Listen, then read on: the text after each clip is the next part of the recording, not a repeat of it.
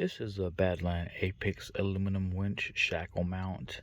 It is rated for metal shackles, but I also saw people using soft shackles with this mount. I chose this because it's an enclosed system and not a hook. You will need one of these snap ring pliers to remove this snap ring, and then that pin will come out, and all you do is put your cable in there.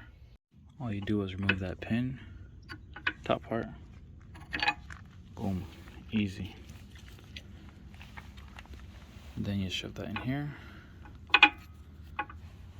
place a pin in there, put that snap ring, and you're done. Just make sure it's seated all the way in there, as you see here, and it actually moves in there freely once it's seated correctly, because it's past that little ledge. And then all you do is suck it in, and boom.